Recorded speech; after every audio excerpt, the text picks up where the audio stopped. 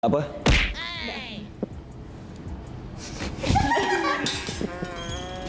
Tak nak senyum.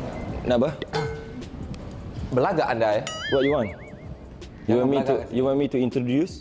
Yes. Okay, I will introduce you, okay? Nama saya Sopian. Sopian? Yes. Kena? Yes, owner of Shopee. Wow.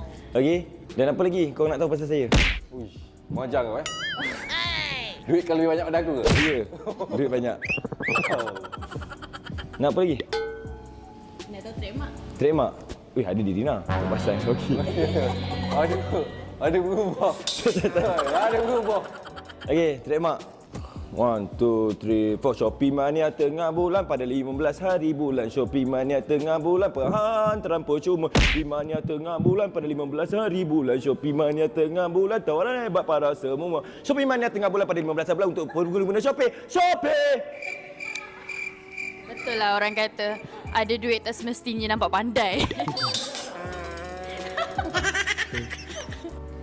Aku ingat muka je menunjukkan bahawa tak cerdik. Okey, komen. Rina nak komen lah. Ya, komen.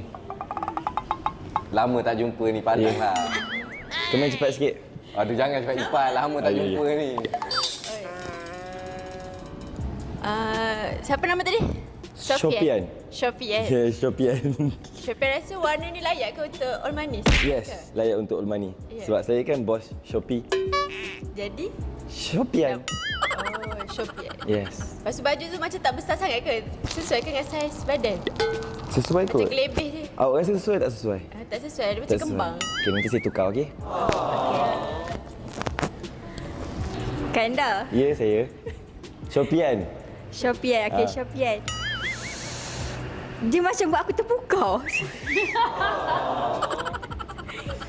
Tapi salah lah Kanda. Salah apa? Salah satu cerita Tuhan paling indah.